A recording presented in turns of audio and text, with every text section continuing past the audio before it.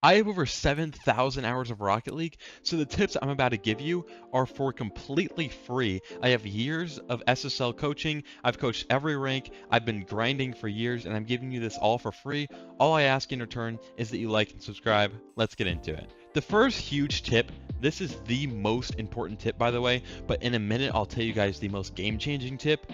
The first tip here is what I like to call mistake measurement, measuring the value of each mistake that you make in Rocket League. So for example, let's say on one mistake, you mess up your speed flip, just flipping through the pitch and just trying to rotate, you mess up your speed flip. And then let's say you mess up your flip reset. Now these are two mistakes, right, that may have an effect, but on one mistake, the flip reset, they could have a free counterattack, the opponents. And on the mistake where you're just rotating, there really can't be a direct goal from it unless you were in a position that you needed to save the ball in, but now you can't. So what I noticed from a lot of lower ranks, usually gold, plat, silver, is that they will measure two different mistakes at the same level.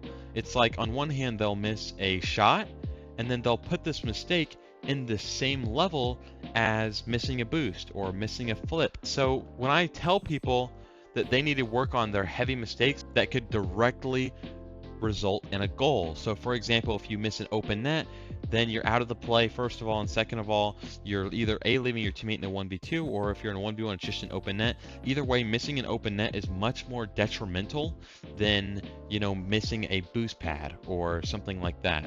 On to the next tip.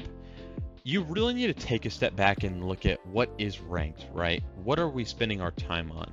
And at the end of the day, rank doesn't mean anything, right? At least to me, rank doesn't have any internal value. It's just a PNG file where we're just looking at this image. So if you're really stressing over ranking up, just know that it really doesn't mean that much. On to the next tip. I wish I knew what mechanics to practice and what mechanics not to practice. If you have watched any of my other videos, I talk about how I have 7,000 hours and I wasted a big chunk of that practicing mechanics that really didn't do anything for me. If I had someone to tell me, don't work on these mechanics, they're useless, I wouldn't do the mechanics. With that being said, I'm going to tell you guys the best 5 mechanics to get out of any rank. Number 1 is going to be power shots. Power shots are used even at the highest level of Rocket League, so it's good to learn them early on. The second one is going to be flicking. Flicking is insanely useful to get over opponents that are maybe going to insta challenge you, or maybe if someone's last back, you could have a really powerful threatening flick. The third one is going to be aerials. If you're aerialing at the ball, it will help you get to the ball first, and if you're in plat or under, if you have these tools and the other players don't, there's no way you couldn't win. The fourth one is actually going to be recovering. A lot of people don't refer to this as a mechanic, but the reason why certain players can get back on the ground and in the play faster than you is because of their recovery. So just practice putting yourself in an awkward position and then recovering from it.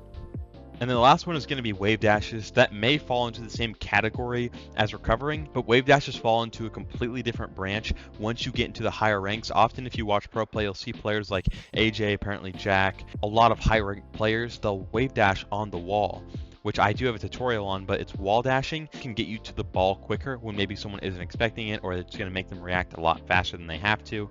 And so it's a really good mechanic to have in your arsenal.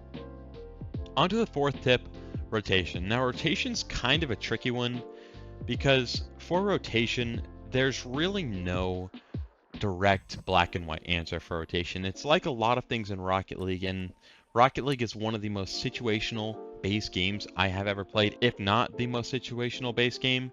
And the reason that I can't just tell you guys certain ways to rotate is because there's a lot of things that depend on other factors. For example, a lot of people say rotate back post. Well, what if the ball's on target on your net and you're the last person back? Are you going to rotate back post so you can't get the save, or are you just going to cut real quick to save the ball, right? That's a very base level example, but if we go deeper in depth, should you rotate back post if your teammate is going to have a bad save, if your teammate's in a bad position, right? There's a lot of reasons why you should break general rules of thumb, and that's why they're called general rules of thumb, because they're for the general public. They're not for certain players. Once you get to a high enough rank, the general answers don't work, because if you do everything that's general, you're going to have the same rank as the general public, which is not very high.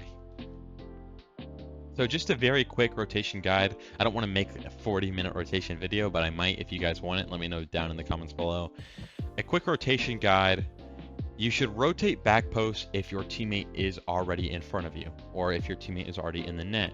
So for example, if you have a teammate in the net, rotate back post, rotate behind him so he can go. The whole point of rotation is to let your teammate go in front of you. That's what rotation is, and that's the reason why there's no rotation in 1v1. You just challenge and do things as you please. There's no rotation because there's no teammate. So when you're rotating for your teammate. A lot of people get that confused and they don't know why they're rotating. It's for your teammate. So if your teammate's in front of you or he's net and you're on defense, rotate behind him, let him challenge and then go. If you're the last person back, you shouldn't be rotating back post because the whole point of rotating back post is to let your teammate go first. So if you're the last person back, you just need to play as safe as you can, stop any goals that come your way, do whatever you got to do. There's no rotating once you're last man. That just isn't a thing.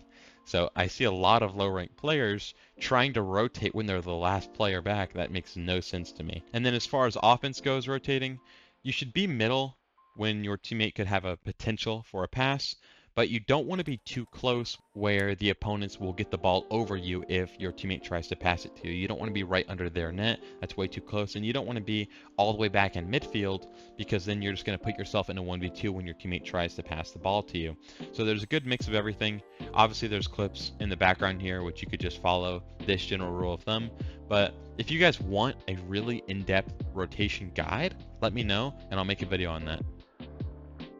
And the last most important tip, besides the first one, is going to be your boost management in Rocket League. This is a crazy important thing that I didn't realize until I was SSL, which is super unfortunate because boost management is the easiest way to get goals just based off of keeping boost while everyone else wastes it. If you're in the lobby and everyone's 0 boost, but you saved 30 boost middle and the ball goes in the air, you'll be the only player that can go up to this ball and you'll have a free shot or a free double tap or a free flip reset. There's so many different options if you just save your boost. The way to save your boost is to not just boost for no reason, which it sounds pretty simple just hearing it out loud, but you need to understand when do I need to boost, and there's really only 2 options of when you need to boost. Option 1 is there's a potential threat at your net. The ball could come towards your net or there's a player on it going for, a challenge or a shot or something. At that point, you need to boost to protect your net. You need to play defense. And then the only other option is to either A, to 50 a ball, which is never a bad choice if you're the first man, or to challenge a ball when you're in your net and someone's going up for it. Those are the 3 main options you should only be using your boost for. A lot of people waste boost going from midfield to the opponent's half because they want to be ready for a pass, but if your opponent isn't even ready to pass the ball, you've just wasted all that boost, and then you could be grabbing pads, and then you could have been from 30 boost to about 80.